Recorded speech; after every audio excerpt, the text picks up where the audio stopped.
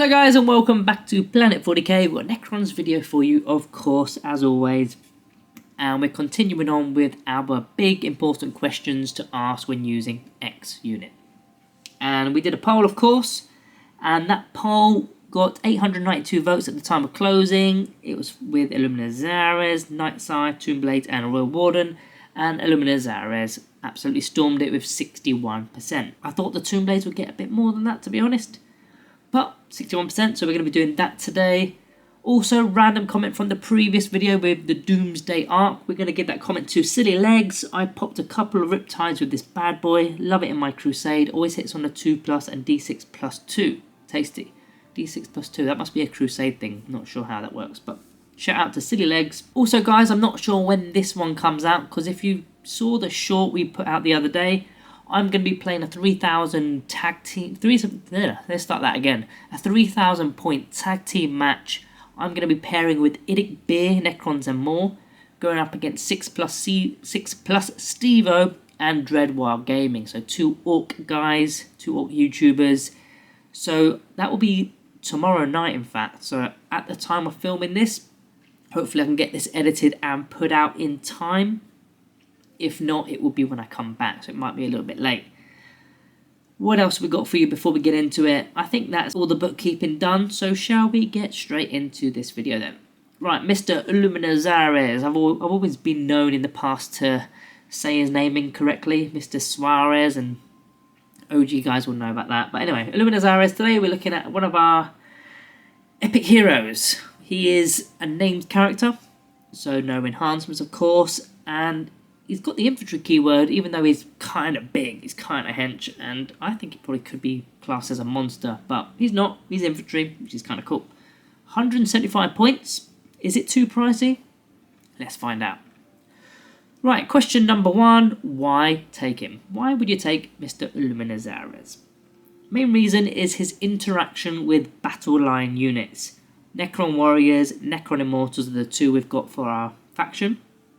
And they're going to gain from his mechanical augmentation abilities. If they're within 3 inches, it's a +1 AP to your weapons, or extra -1 AP. I always get that weird. It's always wrong. Yeah, an extra -1 AP for your weapons. And if your opponent's trying to target our guys, you reduce their AP by 1. So it works kind of both ways, offensively and defensively.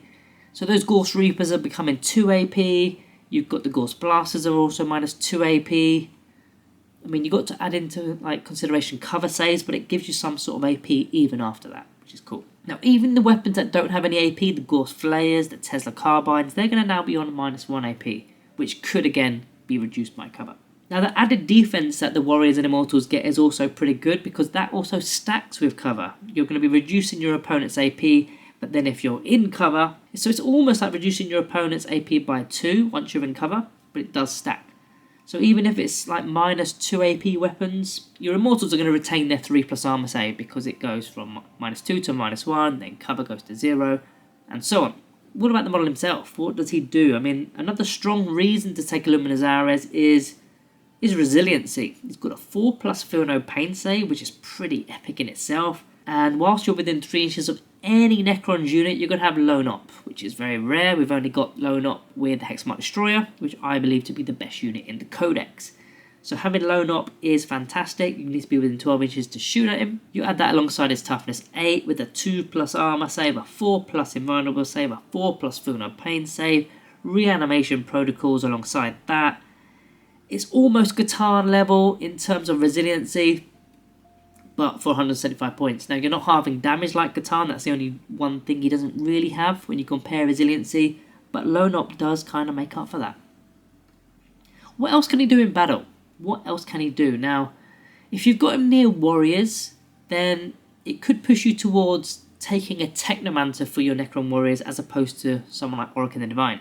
Because Oracle the Diviner gives them a 4+ invulnerable save, which doesn't really marry together with reducing AP. Because if you're reducing AP and then you've got cover saves, you're most likely going to retain your 4+ standard armor save. So the invuln save isn't needed. But the Technomancer's 5+ feel no pain save will always come into play, regardless of AP or invulns or whatever. While we're speaking of the Technomancer, he could actually heal Illuminor Szeras as well with the Technomancer ability, D3 in your movement phase. More resiliency there. Again, going back to the model himself, what else can he do? He's got an OC value of 3, which is okay. It's not massive, but it's not small. Yeah, OC3 is enough, I suppose. He's got quite a large base as well, so he can get onto an objective and sort of screen a lot of it out. And then, yeah, 3 OC is okay. However, you're going to be near a battle line unit anyway that has a lot of OC, so you probably won't actually need your OC3. You've got damage 3 at range and in melee, and the range is 36 inches with your lance, so you can extend the range of your lance out to fire at other targets that are not that close by, just to give a little assistance elsewhere. But once you start using these damage 3 attacks, you're going to slowly start to knock models off the battlefield, and the way I see it is you're sort of redeeming his points cost back. Ideally, you want to use him and his attacks against units that don't have an invulnerable save, because you've got minus 3 AP as well on those weapons. Minus 3 AP you do not want to be wasting on like Terminator in-run saves and so on. Strength 9 as well. You're likely wounding the normal stuff on 3s, possibly even 2s. And minus 3, you want that to stick, so you want to get that to a 6+ armor save or even no armor save, and then damage 3. If you're going up against an in-run save, it kind of just takes away the effectiveness of using his attacks. So another question here, and this one is actually from one of the comments in the poll.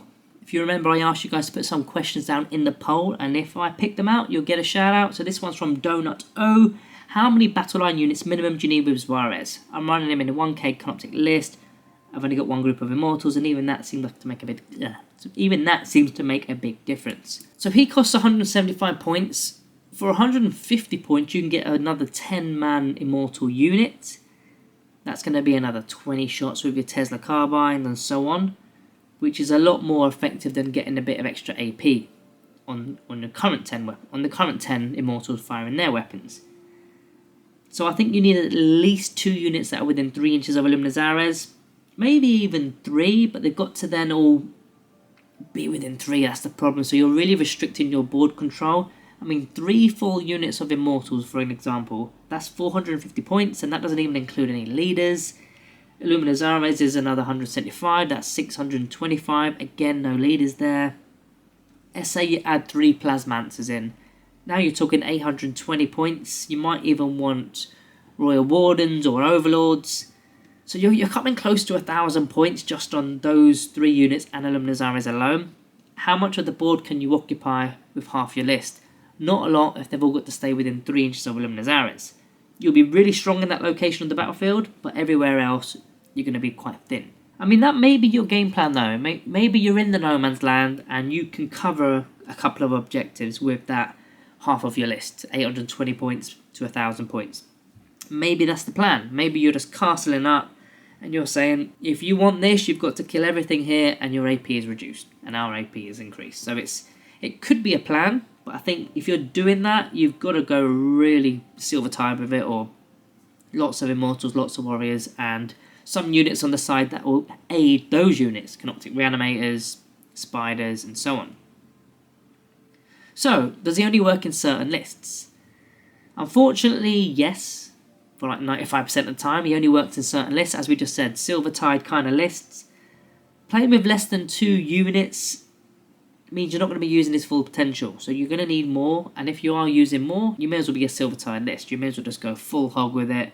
But then, like I said, you're going to need Reanimators, you're going to need Spiders, you're going to need maybe a Command Barge. You're going to need those kind of units that will interact with the Silver Tide. That doesn't give you much left for your Catans or your Wraiths or your Hexmark Destroyers, Tomb Blades, and so on. So you're going to really struggle for secondaries, or some of the secondaries, not all of them. The ones that are in the centre of the battlefield or the no man's land areas, they're fine. No man's land, what's it called? Secure no man's land, extend battle lines, area denial. Those kind of things will be fine. Maybe storm hostile objective, overwhelming force. But when it comes to objectives such as behind enemy lines, recover assets, and so on, you're going to struggle with those a little bit more. There is another way to use him, which is why I said 95% and not 100%, is you could just run him solo. You could run him completely solo, ignoring your battle line units completely. He's a semi-decent beat stick. He can run up the battlefield, loan up, in-run save, feel no pain save. He's a mini Catan, Obviously a lot less than a Katana in terms of points. He's slightly quicker and he's an infantry, so he can be going through ruins and stuff as well. It's a way to use him. I've done it once in the past where I ran loads of solo infantry characters, all with feel no pain saves, like the Locust Lords with Nanoscarab amulets and Scorpet Lords. Well, one of the Scorpet Lords had the enhancement from the Awakened Dynasty for a feel no pain save. So it was a pretty cool list, and I think I actually did win that match, so it can work. Which detachment do we play him in, or what do I play him in? There's a few semi-decent options here. The Awakened Dynasty, no enhancements of course because he's an epic hero and he's not going to be leading a unit, so you're kind of losing that detachment rule. However, you've got the Protocol of Eternal Revenant, so if he does go down, does get destroyed, you can pop him back up with half of his wounds remaining. So he would be on 5 wounds remaining because half of 9 is 4.5 and you round it up to 5. And that's another resilient model back up on the battlefield for 1 CP. It also kind of works because the Awakened Dynasty likes, well, Silvertide quite likes an Awakened Dynasty kind of detachment. So it could go hand in hand. You've also got the Canoptic Court because he does have the Cryptek keyword. So you're going to be making use of the rerolls, the Power Matrix if you're within the Power Matrix to reroll all your hit rolls. And there is a stratagem in there, Curse of the Cryptek, so if he does get destroyed, then all your Canoptic units are going to get a +1 to hit and +1 to wound against the unit that killed him. And it's going to take something quite mighty to get rid of Illuminor Szeras. Now, with the Canoptic Court, you're not likely going Silvertide, you're likely going with Canoptic Wraiths, Doomstalkers and so on. But it can work, it can work. So the big question is he worth 175 points? I think a lot of players, especially tournament players, have found quite a lot of play out of Illuminor Szeras, so they seem to field him. For me, it doesn't really suit my play style, it doesn't really suit my favoured units. I play Hypocrite Legion, I play Hexmarks, Canoptic Wraiths. Doesn't really go with them. I normally take one battle line unit at a push with some Immortals, so he doesn't really interact with the way I play. If I was to use him, he'd just be a lone beat stick. You could just go with a Command Barge, but in the Awakened Dynasty, that's where he should be, not in the Hypocrite Legion. Scorpet Lord, maybe, but I think, for me, this doesn't work. He's not my kind of person to be putting in my lists. If I did want a beat stick in my list, it would be like a Catan, a Void Dragon perhaps. That's a better version. I'd rather pay the premium to have something a little bit more powerful than Illuminor Szeras. That said, let's take me out of the equation for a moment. If you're playing those Silvertide games, fantastic. He's brilliant. He's brilliant. He's giving you a lot of defense, a lot of offense. He's resilient in himself. He's going to be sticking around. Personally, I still think he's too expensive. I think 175 is too much. I would like to see him go down to 150. I know that might be a bit too steep, but I think 150 is okay. He's the same points cost as a full Immortal unit. I mean, what is he going with? He's going with Warriors and Immortals. Warriors, at the moment, are too expensive per model. I don't like the expense of them, 10 points each. I think it's too much. And Immortals, if you're going to take 2 or 3 units of those, even if you took 2 units, that's 300 points plus leaders. Yeah, he needs to go down a little bit, and I'd say 150 for me. So yeah, I would say he's slightly on the expensive side, but only a little. Right, so that's it from me today, guys. That's Illuminor Szeras. Look out for the next poll. Don't know when that will be. It might be at the end of the weekend, so stick around on the community tab to find out and put your votes in.